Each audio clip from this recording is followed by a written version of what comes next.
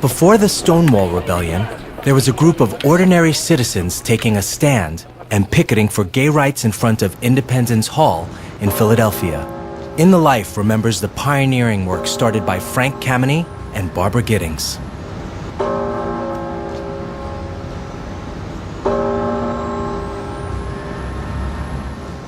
This is the front of the famous Independence Hall in Philadelphia, and this is where we had gay picketing demonstrations every July 4 from 1965 through 1969. People think of the Stonewall Rebellion as the start of the gay civil rights movement. That's a myth. There was a movement starting back in the late 1940s, and it gradually evolved, and it picked up steam, and we were doing this very revolutionary picketing in the 1960s before Stonewall ever happened.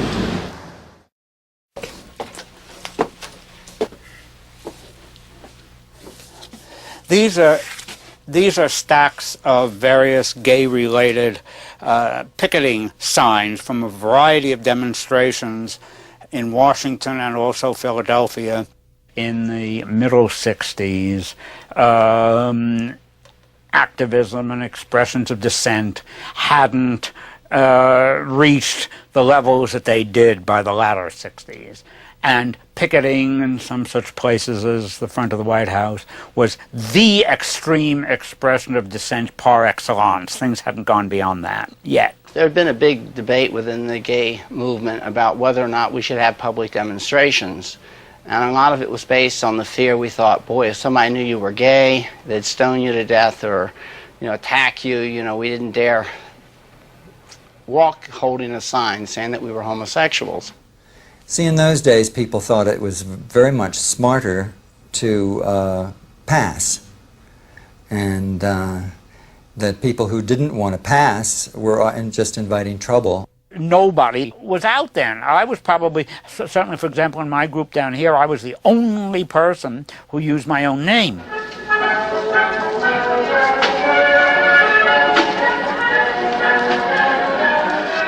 Those early pickets were scary. It was scary because there were so few of us who could take the risk of being so public. For example, what if my boss sees me on the 6 o'clock news and fires me? Or what if my picture appears on the front page of my parents' hometown newspaper and causes grief or shockwaves in the town? And what if some bystander starts throwing insults at us, or worse, bricks or stones? And what is the government going to do with all those photographs and tape recordings that they're taking of us?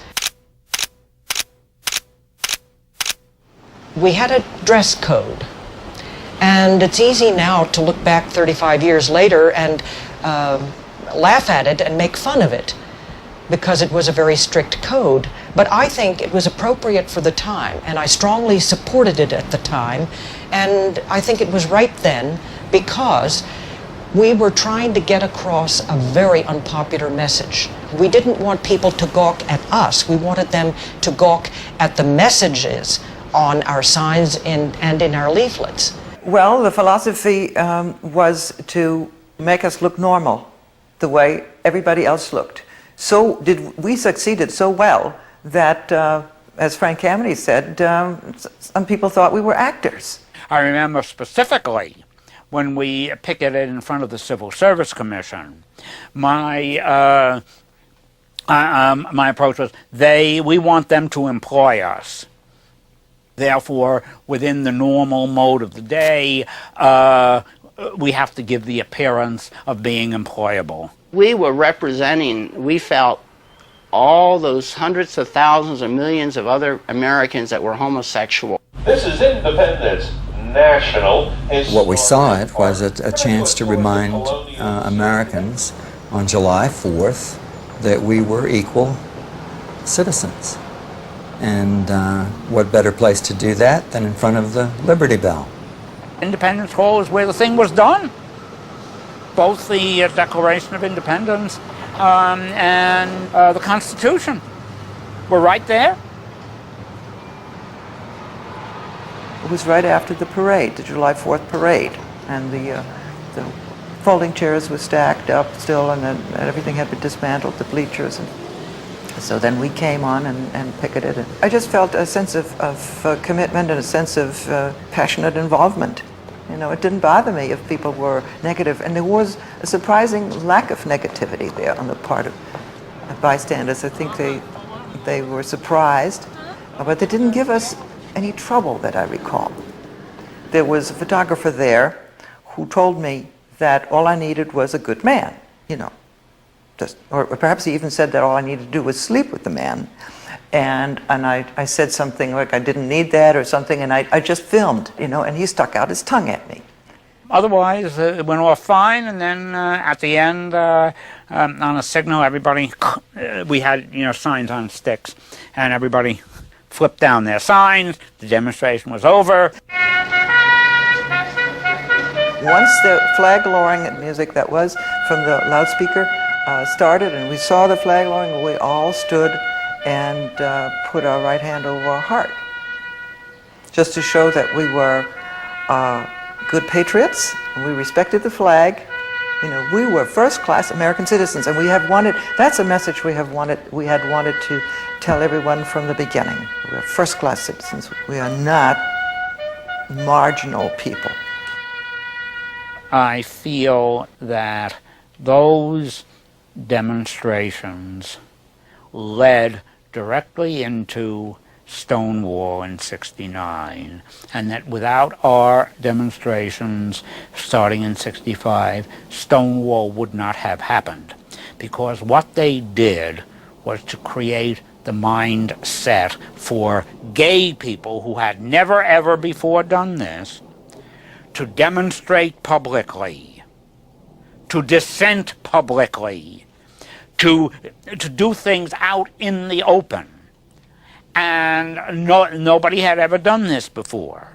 The 1969 demonstration took place just about a week after the Stonewall Rebellion in New York City. A lot of people who were fired up by the fight against the police at Stonewall came down to Philadelphia or came from other cities into Philadelphia and joined the demonstration, and it was the largest we had ever had. There were about 150 people. That sounds like very little today, but for us, it was a huge turnout. Here we saw men in blue jeans, T-shirts. We saw a mixture, and it was that, like the transition from the old to the new. All of this, it was sort of a movement pulling itself up by its bootstraps. If you want to pursue the metaphor, we created the bootstraps, and then other people pulled and pulled and pulled, and up it went. And pretty soon you have marches on Washington with hundreds of thousands of people.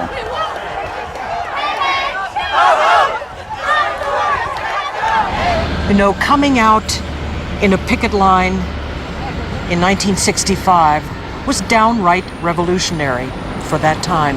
It took gumption. It really took gumption and the conviction that we were right and the world was wrong. We were just at the start of cracking that cocoon of invisibility.